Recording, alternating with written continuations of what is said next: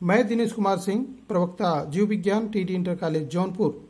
आज के ऑनलाइन शिक्षण के क्रम में हम लोग पराग कोशों का विकास तथा लघु बीजाणु जनन, development of anther and microsporogenesis के बारे में पढ़ेंगे। एक पूर्ण पुष्प में 4 चक्र पाए जाते हैं। 2 सहायक चक्र क्रमशः कैलिक्स और करोला होते हैं, बाह्य दलपुंज और दलपुंज होते हैं, और 2 जनन चक्र होते हैं जिनको पुमंग और जायांग, एंडोसियम और गाइनोसियम कहा जाता है। पुमंग नर जनांग होता है जिसकी इकाई पुंकेसर या स्टेमेन कहलाते हैं, और दूसरा भीतरी चक्र, सबसे भीतरी चक्र चौथा चक्र जायांग होता है जो मादा जनन चक्र होता है। इसकी इकाई अंडप या कार्पल होती है। पुंकेसरों के पराग कोशों में, ये पराग कोश है, पराग कोशों में चैम्बर्स पाए जाते हैं जिनको पॉलन चैम्बर कहते हैं। इन्हीं पॉलन चैम्बर में पराग कणों का निर्माण होता है और इन पॉलन चैम्बर को माइक्रोस्पोरेंजियम भी कहते हैं। इन्हीं माइक्रोस्पोरेंजियम के भीतर पराग कणों का निर्माण होता है। पराग कणों के निर्माण की क्रिया को ही लघु बीजाणु जनन कहते हैं, माइक्रोस्पोरोजेनेसिस कहा जाता है। एक नवजात एंथर परागकोश के भीतर पैरेन्काइमा ऊतक भरा होता है। इसकी कोशिका आर्कीस्पोरियल सेल में रूपांतरित हो जाती है। यह आर्कीस्पोरियल सेल पराग कोशों के चारों कोनों पर स्थित होती है और ये विभाजित होकर के 2 प्रकार की महत्वपूर्ण कोशिका का निर्माण करती है, जिनमें पहला है प्राथमिक भित्ति कोशिका, प्राइमरी पैराइटल सेल, तथा दूसरा प्राइमरी माइक्रोस्पोरोजिनस सेल, प्राथमिक सूक्ष्म बीजाणु जनन कोशिका का निर्माण करती है। दोनों कोशिकाएं पुनः अनेक बार विभाजित होती हैं।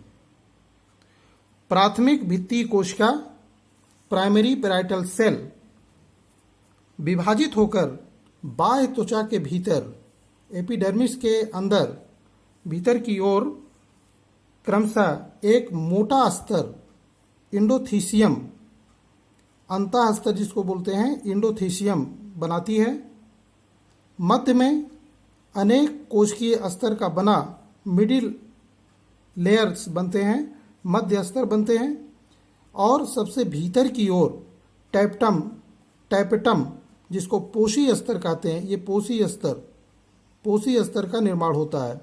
इस प्रकार से प्राइमरी पैराइटल सेल 3 कोशिकाओं का अस्तर बनाती है।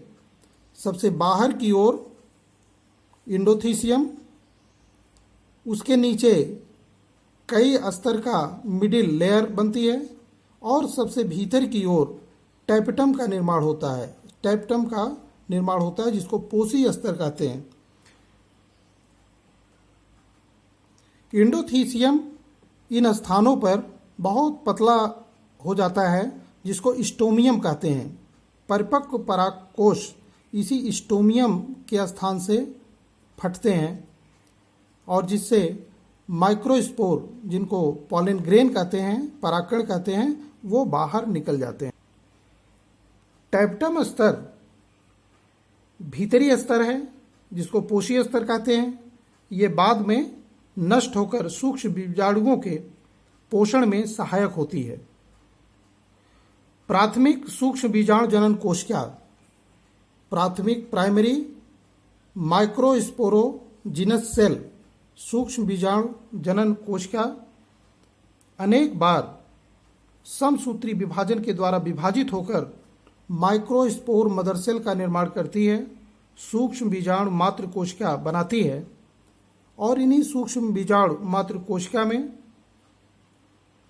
अनेक बार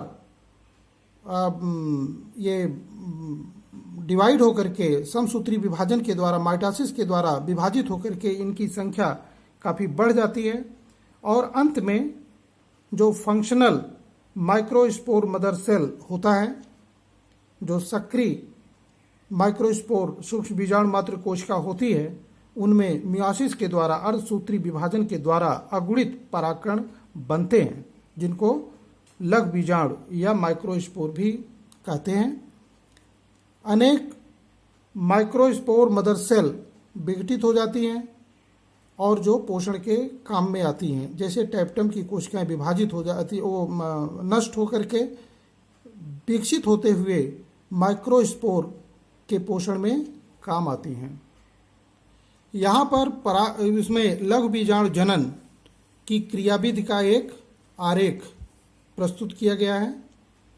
आर्कीस्पोरियल सेल, जैसा कि हमने बताया कि नवजात जो परागकोश होते हैं उसमें पाए जाते हैं और ये दो भागों में विभाजित हो जाते हैं, प्राथमिक भित्तीय कोशिका प्राइमरी पैराइटल सेल और प्राइमरी माइक्रोस्पोरोजिनस सेल प्राथमिक सूक्ष्म बीजाणु जनन कोशिका में ये विभाजित हो जाते हैं। बाहर की ओर एपिडर्मिस के नीचे प्राइमरी पैराइटल सेल पुनः 3 भागों में विभाजित होकर 3 कोशिकीय स्तरों का निर्माण करती है। सबसे बाहर की ओर इंडोथीसियम, जिसको अंतःस्तर कहते हैं, इसका निर्माण होता है। ये कोशिकाओं का मोटा स्तर होता है जो एपिडर्मिस के नीचे स्थित होता है। दूसरा, मिडिल लेयर्स बनती हैं, मध्य स्तर बनती हैं। कई कोशिका के स्तर बनते हैं जिनको मिडिल लेयर या मध्य स्तर कहते हैं और सबसे भीतर की ओर टैपेटम या पोषी स्तर का निर्माण होता है। इसके बाद प्राइमरी माइक्रोस्पोरोजिनस सेल प्राथमिक सूक्ष्म बीजाणु जनन कोशिका अनेक बार समसूत्री विभाजन के द्वारा विभाजित होकर के माइक्रोस्पोर मदर सेल का निर्माण करती है। माइक्रोस्पोर मदर सेल का निर्माण करती है। इनमें से कुछ जो फंक्शनल होती हैं, जो क्रियात्मक रूप से सक्रिय मदर सेल होती हैं, उनमें अर्धसूत्री विभाजन होता है, मियोसिस होती है और जिसके परिणाम स्वरूप अगुणित पॉलन ग्रेन या माइक्रोस्पोर बनते हैं जो मेल गैमेटोफाइट होते हैं। बाद में इन्हीं माइक्रोस्पोर या पॉलन ग्रेन के अंकुरण के द्वारा मेल गैमीट बनते हैं।